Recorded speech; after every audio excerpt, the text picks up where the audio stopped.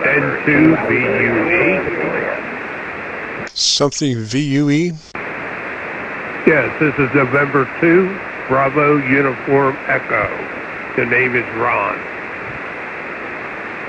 Roger, Ron. How's it going this afternoon? Oh, it's full good, Jim. Very good.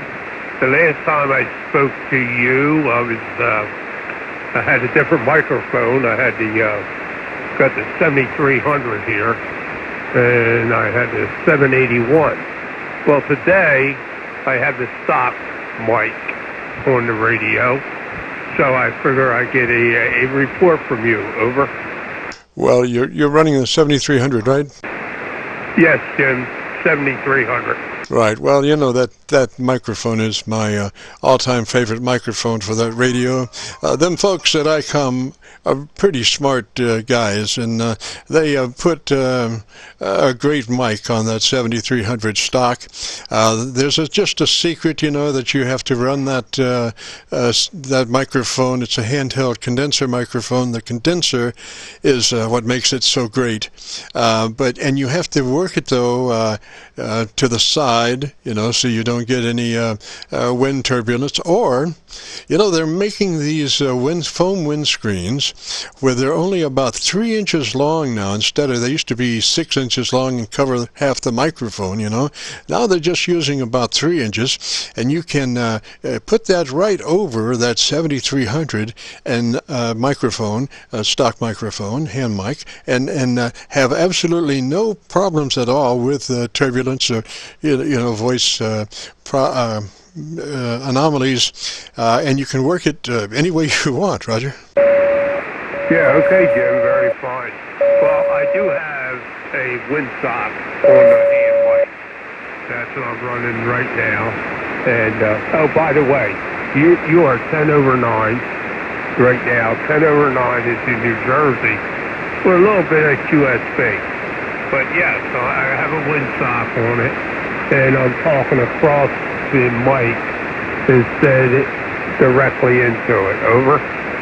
Oh, roger that. Yeah, just for the cost of windscreen, just the foam windscreen just does so much good, and nothing, no payment on the negative side. It's just amazing. You seldom run into that situation where something is all positive with no negatives, but a foam windscreen mic.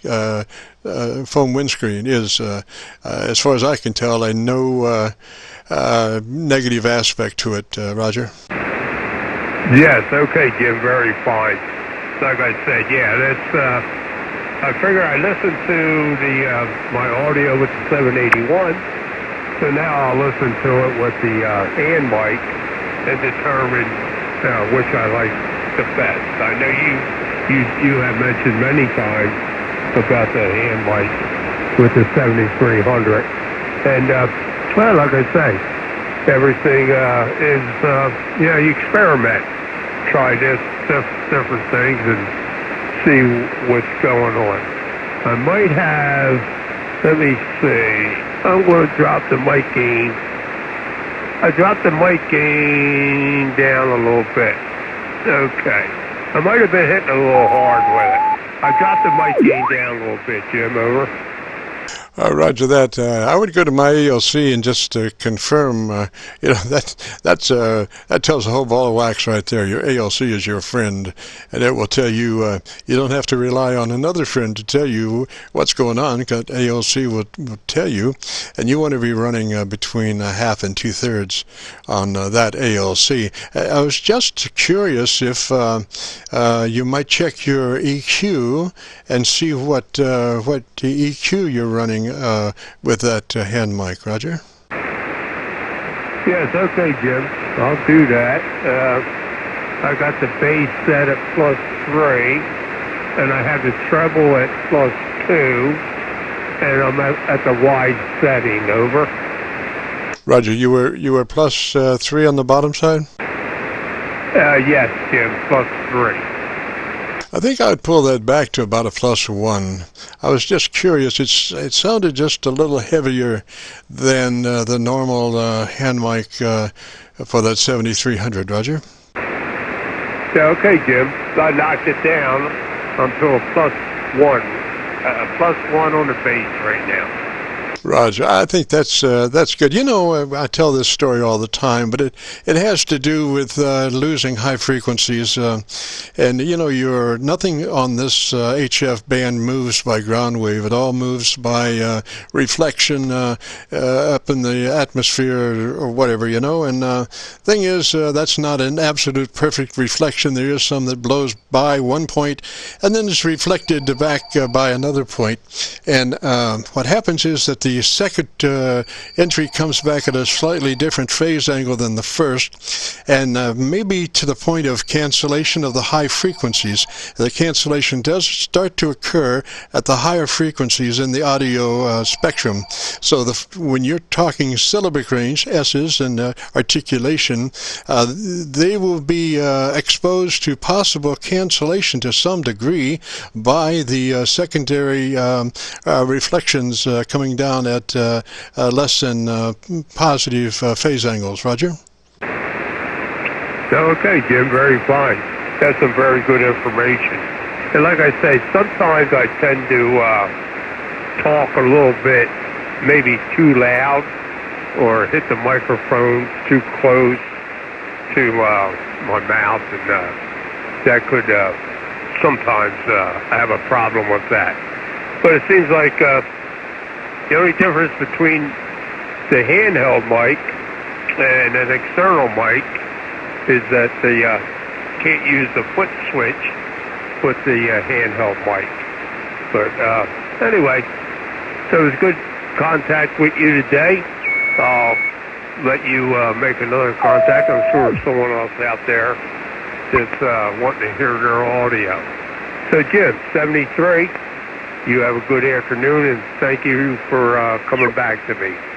KC9VKV, N2BUE. Roger, Ron. I was just pointing out that there are things that are happening in the real world that you may not be experiencing in your controlled listening box there.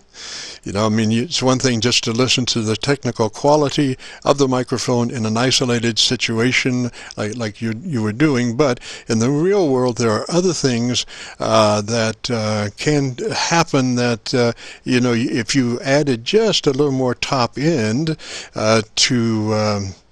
to anticipate the possible problems. That's my thing. You know, I do add a little bit more top than what I would think would be necessary, just because I know that the top's the first thing to happen to lose in the real world.